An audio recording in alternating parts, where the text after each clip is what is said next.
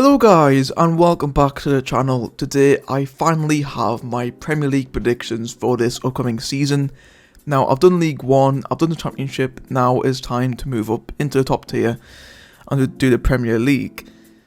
Now I've got to say this one was pretty weird to predict because like I did with my League 1 and Championship predictions, I made a table after the playoff final, and honestly, my table hasn't changed too much, which I've found pretty surprising.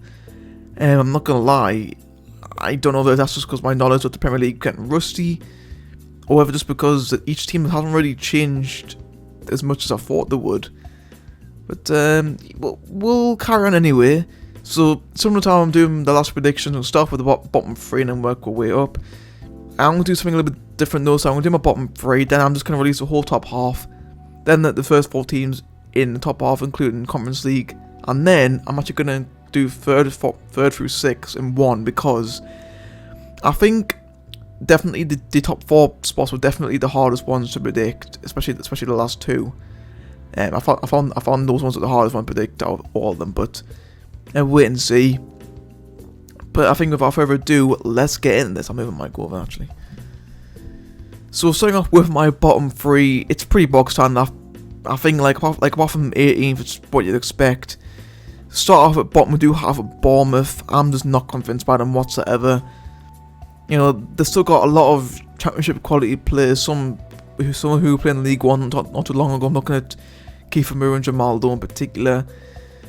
Like their squad just doesn't scream Premier League to me. You know, the signings have been pretty underwhelming to say the least. Only one I can pick out who might make an impact is probably Joe Rothwell. Other than that, no.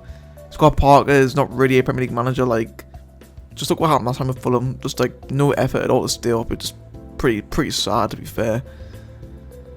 And yeah, they had a pretty poor end last season as well, so that doesn't really help the case at all. So yeah, sorry Bournemouth, you finished at bottom for me. 19th I got Fulham, which is pretty disappointing to say because I actually think Fulham are actually looking pretty solid this year, but again, I think it still just isn't enough for them. Like, they're missing pretty promising signings, mixed bag as well. Like some already proven in the Premier League, some kind of are a little bit. Yeah, it really is an interesting one, but still, it's a pretty similar squad to what went down in 2021 and 2019, which is why I'm putting them in my bottom 3. I just think the squad's just too similar. I don't know if they're going to make the same mistakes as they made last time, but yeah, sorry for them. You're 19th for me. And 18th, probably my most outlandish prediction in this video. I'm going with Everton to get relegated, which is mad because Everton haven't been relegated in over 70 years. I mean, to be fair, the club is just absolute shambles. To be fair, the signings have been underwhelming to say the least. You know, they are currently under an embargo, which is why they haven't made any proper signings. You know, Tarkowski, fair enough, probably was the best out of a bad bunch of Burnley. Dwight McNeil. Like, I think the fact that Burnley fans aren't really that bothered about him leaving just says a lot, if I'm being honest. You know, Richarlison was a huge part of why Everton stood up last year. He's now gone. Like, as of right now, their best striker is Billy Solomon and Rondon. And then after him it's Nathan Broadhead, who was playing in League 1 last year. Like, come on, Everton. Like, they're going down a pretty similar path to what Sunderland went down, Aston Villa did as well, Leeds did 20 years ago. Like, it's very similar sign. And also, even Lampard even said in pre-season that it could be in a relegation battle, which you know, I'm pretty sure every Sunderland fan got deja vu of Moyes saying that back in 2016. Like, it's just not looking good for Everton, and I could genuinely see them getting relegated, which is a huge shame. Definitely is a huge shame. But yeah, you know, in a year's time, could be interesting to see Everton in the Championship. Who knows? Now, going off with the 7 teams, I think we'll finish in the bottom half, starting off with Leeds. Once again, I think Leeds will just about do enough to avoid the drop. They've lost some big names, Calvin Phillips and Rafinha both gone, Jack Harrison's been linked to move away as well. Patrick Bamford's still out injured, you know, Joe Gelhar's going to have to be reliant on the goals, and if he gets injured, then Leeds have got nothing up front. I mean, to be fair, like, Leeds have spent a lot of money. Like, I think they have like top 5 highest budgets or something like that, or like money spent in Europe. But to be fair, the signings could be good, but again, it's really unproven. Like this, buying a lot of players from Salzburg, Austrian league. I don't know. It really is like a massive gamble. But to be fair, I think Leeds is just a huge wild card to collect because they could have a pretty rubbish season like last year, or they could actually have a pretty good season. There's, who knows, massive wild card. Don't know how they're going to do. I put them 17th. Let's see what happens. 16th, we're going with Brentford. I think it is going to be an expected drop off from last year. Like, obviously, last year, finished 13th, pretty solid first year back. However, obviously, the big elephant here is obviously Eriksen's no longer there. He's gone to Man United. Yeah, like, to be fair, like, I think a lot of people actually forget that before Eriksen came in, Brentford won a massive slope. Like, to be fair, if Eriksen hadn't come in, Brentford would have been in the relegation battle last year. But I am a fan of the signings that brought in Ben Mee, solid Premier League edition there. There was a lot to prove. Same with Aaron Hickey as well. And to be fair, you've got to trust Thomas Frank and the recruitment team at Brentford to get things right. And I think they'll have enough to get over the line this season. 15th, we've gone with Nottingham Forest to perform the best out of the promoted clubs by far. Again, like Leeds, a bit of a wild card, so don't really know how Forest are going to get on this season. You know, there wasn't expected overhaul of the players. You know, a lot of players have gone, a lot have come in. Signings have been a mixed bag. You know, some are like Premier League proven, like Dean Henderson, Jesse Lingard, people like that. You know, some aren't.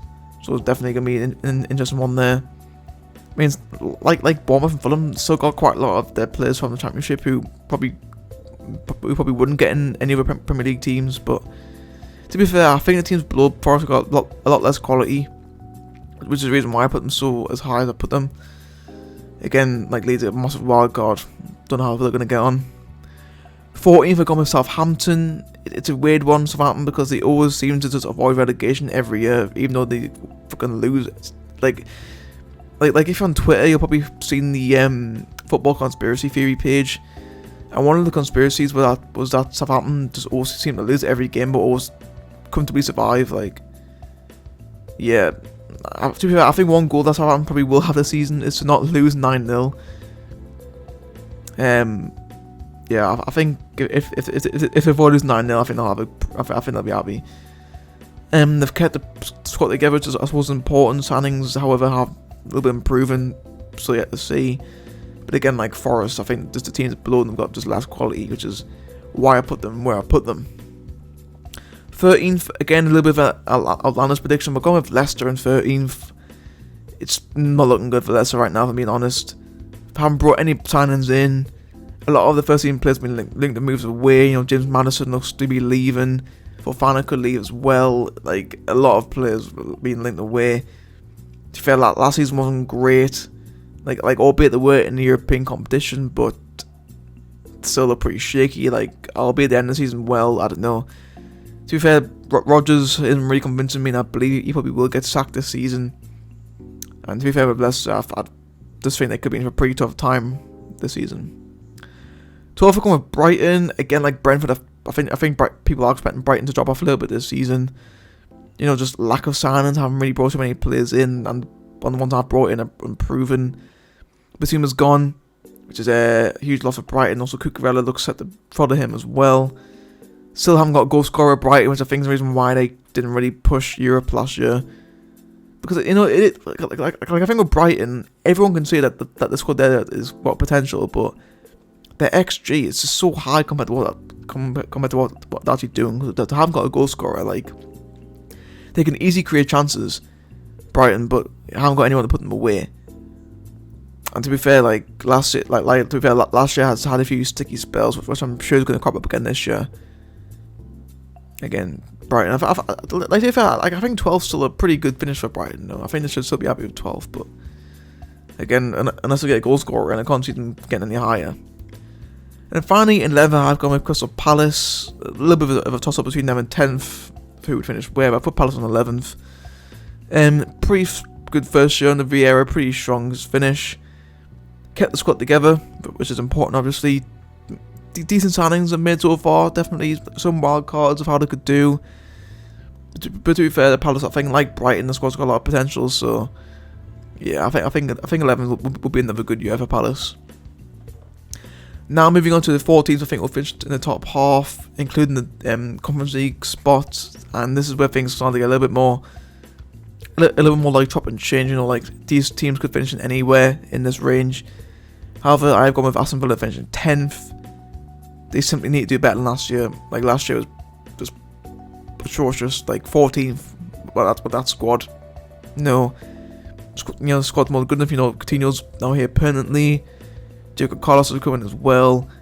Leon Bailey's now back from injury, so he's gonna be like a whole new signing because he didn't really feature much last season. But again, I think Gerrard I think this is the year where he needs to prove himself, otherwise he'll be out the door. And again, in my opinion, I think the team above them just got more quality, really. 9th, we've with Wolves. Again, another wild card. Don't really know how they're going to get on this year. Basically, it is just the exact same team as last season, if I'm being honest. Only one new face. Again, with Wolves. I mean, to be fair, like last year, dropped off a little bit towards the end of the season, but I just don't know with Wolves. Could have finished 9th, could get Europe, could finish bottom half. Who knows? 8th, we've gone with Newcastle. Again, it was a toss-up between them and West Ham for who's going to finish in 7th place. Great end to season under Eddie Howe. Like I think they're the 5th best performing team in the Premier League in the last half of the season. And they have strengthened the team. Nick Pope's better goalkeeper than the Dubravka, in my opinion. Van Botten, nice little addition at the back there. Matt Target's here permanently as well. Pretty solid pre-season as well. Proving themselves against the likes of Atlanta and Bilbao, people like that. Yeah, could easily finish at 7th. But I've got them down at 8th just for now. But again, wouldn't be surprised to see them up there next year. This season. In 7th, qualifying for the Conference League, I do have West Ham. Again, toss up between them and Newcastle. I've spent a bit of money on players, but to be fair, again, yet to be Premier League proven. I was considering putting them below Newcastle just because of their Conference League campaign. It could hinder the league performance, but to be fair, last year in the Europa League, they got to the semi-finals. League didn't really affect them too much. But to be fair, Conference League definitely a cup which West Ham could easily win, I think. It just depends what Moyes prioritises, really, I think. To be fair, I think now more than ever, his man management is going to be really important for this season. But, West Ham, they've been there, done that. I think they'll just pip Newcastle to 7th. Now we've got the 4 teams I think will be in the top 4 hunt. But, this was pretty difficult to predict. I know a lot of people find it pretty hard to predict as well. However, I am starting to see more of the same outcomes. So, yeah. 6th, gone with Manchester United. I think that's a pretty popular prediction, to be fair. I'm not expecting much from United this season. I think it'll be a pretty transitionary season. It's going to be pretty, I reckon it's going to be pretty inconsistent, with good patches and bad patches. Signings have brought in have been decent, but I think they need more. Again, the whole Ronaldo saga is just not helping them at all. Yeah, I don't know. Again, just the teams above them have got more quality. 6th for United, I think that's pretty bog standard. Now, this is where it was really tough to predict between 5th and 4th. I was pretty confident with 3rd, so I'll leave them there. But yeah, I've put Chelsea in 5th and below Arsenal. Again, massive. To be fair, it could be 50-50 between Chelsea and Arsenal this season. Really could be. Signings been alright. Sterling, Koulibaly, not good enough, but again, they need more. It's become a bit of a meme that Barcelona keep nicking all the players that they're trying to buy. So yeah, that's pretty frustrating. Chelsea makes their transfer business a bit slower, and the preseason has been a little bit worrying so far. They haven't picked up the best results in preseason so far. It's part of the reason why I put them in 5th place. And in 4th place, I do have Arsenal. Really good transfer window thing so far. Jesus already seems just like pretty good preseason coming so far. Zinchenko's come in, Marquinhos, Fabio Vieira as well. Really is the best Arsenal squad I think in a good while. Should have made top 4 last season. To be fair, pretty poor end of the season. And to be fair, I've strengthened the squad since, so really they should be looking for 4th place again. And to be fair, I think this probably is the last chance for Arteta, really. because I think if Arsenal don't make top 4 this year, it could be the end of him in the helm. But again, who knows? Third, I've gone with Tottenham. Again, like with Newcastle, great spell under Conte. In my opinion, they got the best attack in the league. You know, Kulusevski, Kane, Son. They've added Richarlison that as well, who on his day can be pretty damn good. Kept the squad together from last year. Yeah, I think, and to be fair, I like it. It's weird because they've had a very Everton-like transfer window where they brought in a lot of players from mid-table clubs for big sums, and it could go well, could go badly. But to be fair, I like Conte as manager. I think Tottenham probably will have enough to beat Arsenal and Chelsea the third this season. And now finally, I've got the Liverpool and Man City in second and first. Again, pretty box handle, I think. You know, Liverpool solid enough window. Nunes took a while to get going, but that game against City has really come alive, I think. Could do a little bit more signings, but again, I think for now it's probably enough. Mane leaving could be a hindrance, but again, you know, guys like Diaz, Jota, people like that to step up. But to be fair, like Man City and first, they've got a better squad. To be fair, like last year they won the league without a striker, and now they've got Haaland. I mean, like we'll ignore the open goal miss against Liverpool, but yeah, to be fair, like I think they'll probably do that better than that. I think Mahrez as well.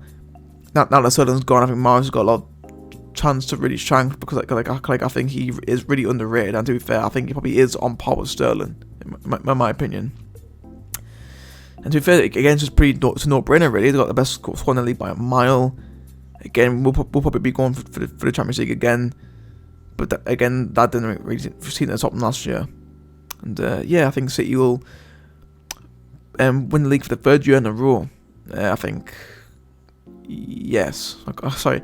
Yeah, they'll be the first time in about 13 years where teams won the league for the third year in a row. There's that. Now, guys, it's going to be it for my predictions. Do let me know down below in the comments what you guys thought of them. My week 2 championship score predictions will be out tomorrow, hopefully. Just before the Birmingham Huddersfield match, so look out for that.